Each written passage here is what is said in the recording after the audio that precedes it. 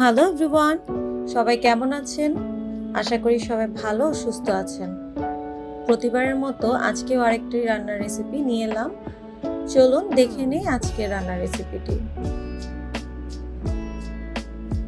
প্রথমে একটি পাত্রে স্বাদমতো কাঁচামরিচ দিয়ে নিয়েছি। এরপর এর সাথে স্বাদমতো লবণ দেওয়ার পর পরিমাণ মতো সয়াবিন তেল দিয়ে নিচ্ছি। এরপর এর সাথে বেটে রাখা আদা এবং রসুন একসাথে দিয়ে নিচ্ছি।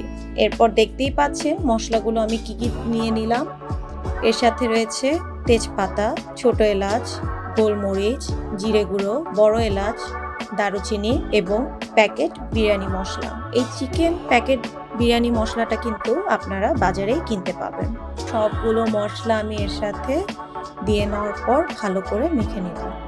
মশলাগুলো মাখানো হয়ে গেলে কেটে রাখা মুরগিগুলো আমি একে একে দিয়ে নিচ্ছি।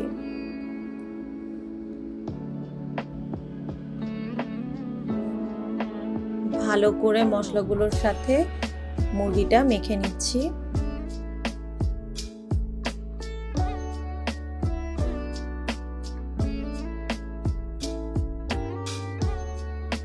এটা আমি কিছুক্ষণের জন্য ম্যারিনেট করে রেখে দিচ্ছি।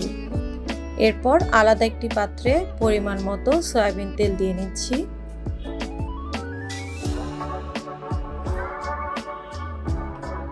তেল গরম হয়ে এলে এর সাথে কুচি করা বেশ কিছু পরিমাণ পেঁয়াজ দিয়ে হালকা আঁচে ভেজে নিব।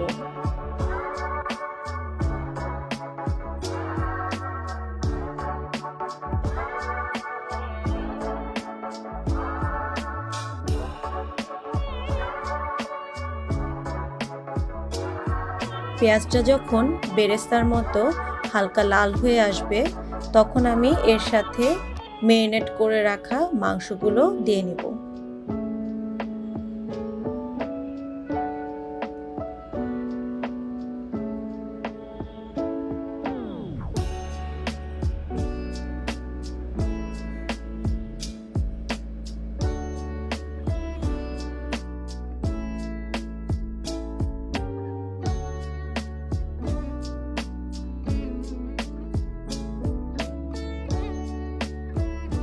ভালো করে নাড়া হয়ে গেলে এরপর আমি ঢাকনা ঢেকে কিছুক্ষণ অপেক্ষা করব।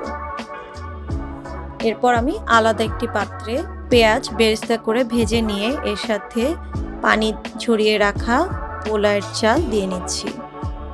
অল্প আছে পোলাওয়ের চালটা কিন্তু নেড়ে নিতে হবে, তাছাড়া কিন্তু লেগে যেতে পারে। এরপর এর সাথে আমি মশলা অ্যাড করে দিচ্ছি। এখানে আমি নিয়েছি তেজপাতা, গোলমরিচ, বড় এলাচ, ছোট এলাচ এবং দারচিনি। এর সাথে আমি আবার অল্প কিছু পরিমাণ বেটে রাখা আদা এবং রসুন ঢেলে নিলাম।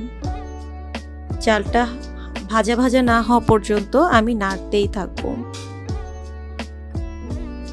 কিছুক্ষণ সময় নিয়ে চালগুলো ভাজা হয়ে এলে এর সাথে আমি গরম করে রাখা পানি মিশিয়ে নিচ্ছি। গরম পানি মিশিয়ে দেওয়ার কারণ চালগুলো সেদ্ধ হতে খুব বেশি সময় লাগবে না। এরপর আমি রান্না করে রাখা মাংসগুলো এর সাথে দিয়ে নিলাম। একে একে মাংসগুলো দিয়ে নিচ্ছি এবং এর সাথে আরও একটি বিরিয়ানি প্যাকেট মশলা দিয়ে নিলাম। চালগুলো এবং মাংস ভালো করে নাড়া হয়ে গেলে আমি ঢেকে রাখবো। আবার ঢাকনা সরিয়ে আলতো হাতে রাইসগুলো নেড়ে নিব। এই সম্পূর্ণ কাজটি কিন্তু চুলার আঁচ কমিয়ে দিয়ে করতে হবে।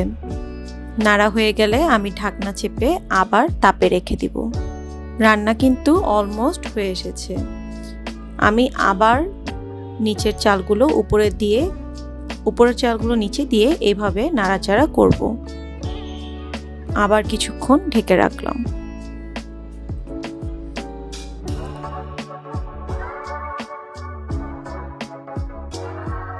এই তো অল্প আঁচেই একদম তৈরি হয়ে গেল চিকেন বিরিয়ানি। কতটা দারুণ এবং লোভনীয় লাগছে। আপনারা কিন্তু অবশ্যই বাসায় ট্রাই করবেন। এভাবে রান্না করলে কিন্তু আর বাইরে খেতে মন চাইবে না। বাসাতেই খুব সহজে বানিয়ে ফেলুন চিকেন বিরিয়ানি। আজ এই পর্যন্তই। ইনশাআল্লাহ নেক্সট কোনো ভিডিওতে আবার দেখা হবে। আল্লাহ হাফেজ।